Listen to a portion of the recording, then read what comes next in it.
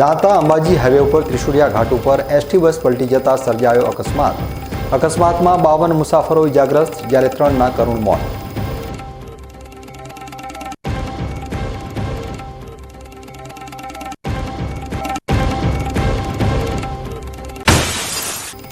પાલનપુરનું અંબાજી મંદિર આજે પણ જાળવી રહ્યું છે પ્રાચીન ગરબાને. નવરાત્રી પ્રસંગે મહિલાઓ માથા ઉપર ગરબા લઈ પ્રાચીન સમયની અપાવી રહી છે યાદ.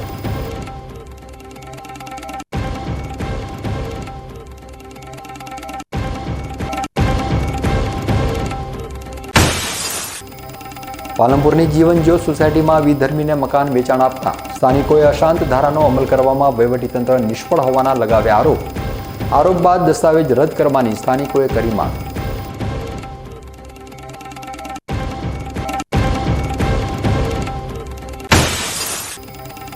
ધાનેરા તાલુકાના અનાપુર છોટા ગામમાં શાળાના શિક્ષકોનું વિદ્યાર્થીઓએ કર્યું અલગ અંદાજમાં સન્માન. સરકારી શાળાના વિદ્યાર્થીઓએ શિક્ષકોના સન્માન માટે પોતાના ખિસ્સા ખર્ચની રકમ એકત્રિત કરી શિક્ષકને આપી ભેટ.